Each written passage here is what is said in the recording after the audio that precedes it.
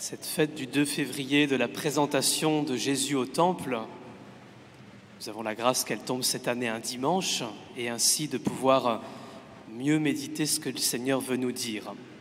Donc dans la loi de Moïse, on l'a entendu, tout premier-né est consacré à Dieu. On peut dire que c'est la loi et ainsi Jésus est consacré à Dieu. Ses parents l'amènent au Temple 40 jours après sa naissance. Donc après le 25 décembre, si vous faites le compte, nous sommes 40 jours après. Et en fait, pourquoi est-ce que cette année, pourquoi est-ce que ce jour, nous avons fait une procession avec des cierges? Peut-être ça vous a rappelé la nuit de Pâques, peut-être ça vous a rappelé les baptêmes. En fait, on aurait dû avoir des cierges pour tout le monde, on est désolé. Le sens de cette fête pour nous aujourd'hui, c'est de nous rappeler notre propre consécration à Dieu. Oui, Jésus est consacré à Dieu, mais depuis le jour de notre baptême, nous sommes unis à Jésus et donc nous sommes nous aussi consacrés à Dieu. Qu'est-ce que ça veut dire que nous sommes consacrés à Dieu? Ça veut dire que nous appartenons à Dieu. Est-ce que ça va si je dis ça? Nous appartenons à Dieu. Alors notre esprit français, un peu libertaire, un peu individualiste, se dit « Zut, moi j'appartiens à personne, si j'appartiens à Dieu, je vais lui donner ça, il va me demander ça, il y a plein de choses que je vais devoir faire, que je n'avais pas envie de faire. » Mais comme c'est mal connaître Dieu, en fait, nous avons la grâce, frères et sœurs, par notre baptême, d'appartenir à celui qui est infiniment bon, qui est suprêmement bon, qui défend nos intérêts bien mieux que nous-mêmes. Et donc nous avons tellement de chance d'appartenir à Dieu. C'est une grâce inouïe. Et comme Dieu nous aime infiniment, il respecte infiniment notre liberté. Et si nous ne lui demandons rien, eh bien, il nous laisse faire. Mais si nous lui demandons, si nous entrons en alliance avec lui de tout notre cœur, comme depuis le jour de notre baptême, il est en nous, eh bien, tout peut changer dans notre vie. C'est la meilleure chose qui ait pu nous arriver, frères et sœurs, que nous soyons baptisés et que nous appartenions à Dieu. Avec notre baptême, nous ne sommes jamais seuls. Je pense que nous vivons tous ce sentiment. Nous ne sommes jamais seuls, il est toujours à côté de nous. Il est toujours disponible pour nous éclairer, il est toujours là pour nous apaiser. C'est une grâce inouïe d'être baptisé. Et donc aujourd'hui, frères et sœurs, c'est un peu la fête de notre baptême. C'est un peu le renouvellement de notre baptême. Vous avez vu, ce sont les mêmes signes qu'à la veillée pascale, l'eau bénite, la lumière, la procession. Alors demandons au Seigneur cette grâce de ne pas être blasé. Ouais, je suis baptisé. C'est une grâce exceptionnelle d'être baptisé. Je me rappelle d'un homme qui me disait, voilà, je vis des choses difficiles dans mon travail, dans ma famille, etc. Mais je sais par mon baptême que j'ai la présence de Dieu en moi. Et donc régulièrement, plusieurs fois dans la journée, plusieurs dizaines de fois par jour, il me dit, je fais comme une plongée en moi. Jésus, tu es là. Je t'offre tout, je me donne à toi. Je sais que tu es vivant dans mon cœur. Et il me dit, mais ça me relance, ça me redonne la joie, ça me redonne la paix, ça me permet de repartir. Voilà quelle est la fête de ce jour. Et il y a un autre sens à cette fête, c'est ma deuxième partie et dernière, je vous rassure. Jean-Paul II a voulu que cette fête du 2 février soit la fête de la vie consacrée, c'est-à-dire de tous ceux qui veulent consacrer leur célibat à Dieu.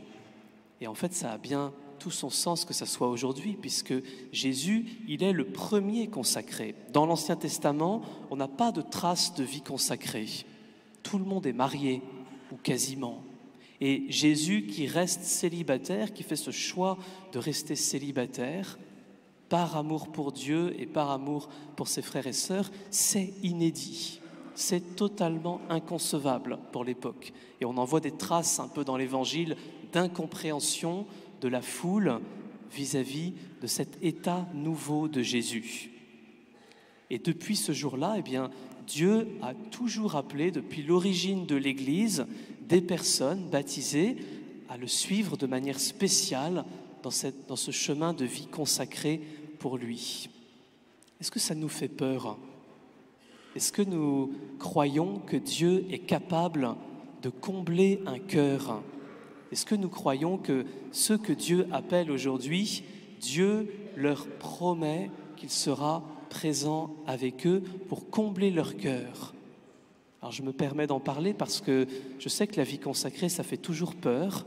J'entends beaucoup de parents qui disent « Oh bah oui, c'est super, il nous en faut, mais dans la famille d'à côté, s'il vous plaît. » Moi, j'ai eu la grâce vraiment d'être, je me permets de faire un tout petit témoignage, d'être éduqué ainsi par mes parents. Mes parents m'ont toujours dit « Ce qui compte dans la vie, c'est de faire la volonté de Dieu parce que c'est là où on est sûr d'être le plus heureux, le plus épanoui et le plus accompli. » Et donc, Bertrand, le jour où tu devras faire un choix, eh bien, fais selon la volonté de Dieu, d'être consacré à lui ou bien de te marier. Et donc, le jour où j'ai entendu cet appel, eh bien, j'ai pu y répondre paisiblement.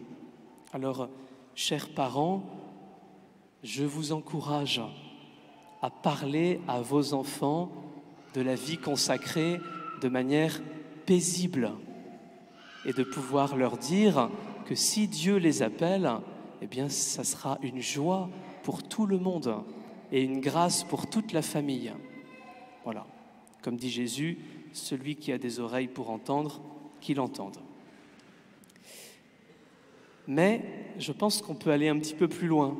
Ça, je me suis adressé aux parents et puis aux enfants, aux jeunes. Très bien. Voilà, chers jeunes de l'Assemblée, si vous entendez Jésus vous appeler, n'ayez pas peur. Le Seigneur ne déçoit pas. Je pense que les consacrés que vous connaissez sur la paroisse et puis les prêtres manifestent que c'est tout à fait possible d'être heureux, donné au Seigneur. Deuxième petit témoignage, pardon de parler de moi. Je pense que j'ai compris quel était le sens du célibat pour les prêtres le jour où j'ai entendu ce témoignage d'un frère prêtre qui disait « Je suis allé visiter dans un hôpital une femme qui était très malade et cette femme disait « Quand vous venez me voir, vous, père, c'est très différent des autres parce qu'il y a plein de gens qui viennent me visiter, mais tous les autres, ils ont quelqu'un dans leur vie de plus important que moi. Ils ont leurs enfants, ils ont leurs femmes, ils ont leur mari. Quand vous, père, vous venez me visiter, je sens qu'à ce moment-là, je suis la personne la plus importante pour moi, pour vous. » Et je dois dire que ça m'a profondément marqué et touché et donné tout un sens pour mon célibat comme prêtre. Je ne dis pas que j'y arrive toujours, mais que quand je suis en face de quelqu'un, la personne qui est en face de moi, par mon célibat consacré à Dieu, eh bien, la personne qui est en face de moi est la plus importante. Celle qui, pour moi, est la première à ce moment-là. Et ça a tout son sens. Alors je vous encourage, frères et sœurs, à tenir en haute estime ce célibat consacré dont Jésus est le premier, est le maître. Mais je voudrais ajouter une petite chose. Il y a beaucoup de personnes que nous connaissons qui ont eu différentes phases dans leur vie, peut-être ont été mariées, peut-être ont eu des relations, puis ça a été compliqué, peut-être ont eu des enfants, et puis quelquefois à 40 ans, 50 ans, 60 ans, 70 ans, se retrouvent seuls et se disent « Mais c'est quoi le sens de mon célibat aujourd'hui ?» Et je pense que Dieu, là aussi, peut appeler à offrir ce célibat, à le consacrer pour le royaume, pour lui. Il y a quelques jours, dans la paroisse, j'ai eu la grande grâce d'assister à cela. Une femme d'un certain âge a fait ce pas de dire « J'offre mon célibat au Seigneur pour être toute consacrée à lui. » On était 10 dans l'église, c'était très discret, c'était très humble, mais je sentais que pour elle, c'était une telle joie et une telle lumière dans sa vie, un sens qui était donné à ce moment-là de sa vie. Et elle disait, mais en fait, quand je relis mon histoire, ça a tout son sens, que ce soit aujourd'hui, que ce soit maintenant. C'est ce qu'on appelle les vœux privés dans l'Église. Il y a beaucoup de personnes que nous connaissons qui ont vécu cela. Saint François d'Assise, avant de fonder les frères franciscains qui ont pris son nom, c'était ce qu'il a fait, un vœu privé de célibat. Madeleine Delbrel, que nous connaissons bien aussi, c'est ce qu'elle a fait. Léontine d'Olivet, plus proche de nous, qui est en voie de béatification dans notre diocèse. C'est ce qu'elle a fait, un vœu privé de célibat. Pierre Goursat également. Alors, frères et sœurs, peut-être qu'il y a parmi vous des personnes qui se disent « c'est quoi le sens de mon célibat ?» Et peut-être que certains parmi ces personnes sont appelés à se dire « bien, moi aussi j'ai envie de consacrer ma vie, mon célibat à Dieu pour le royaume, pour lui donner un sens et pour manifester que Dieu est capable de combler mon cœur, que Dieu peut être premier servi. » Alors frères et sœurs, prions si vous le voulez bien dans cette messe les uns pour les autres, pour que chacun nous puissions trouver notre vraie place dans l'Église, en sachant que nous sommes tous baptisés, que ce baptême nous unit et que par notre baptême, nous sommes consacrés à Dieu. Et je termine par cette histoire de ce jeune père de famille qui pratiquait pas tellement à l'église et puis qui un jour a fait cette découverte de l'amour de Dieu pour lui et m'a dit « Père Bertrand, j'ai compris, par mon baptême, Dieu doit être le premier servi. » Et je le vois régulièrement dans l'église, il passe quelques minutes. Je pense que ça l'a aidé à aimer mieux sa femme et ses enfants et que ça ne l'a pas détourné de sa famille. Et donc nous sommes invités tous ensemble aujourd'hui en frères et sœurs baptisés à redire à Dieu « c'est toi qui dois être le premier servi dans ma vie parce que je t'appartiens depuis le jour de mon baptême. » Amen.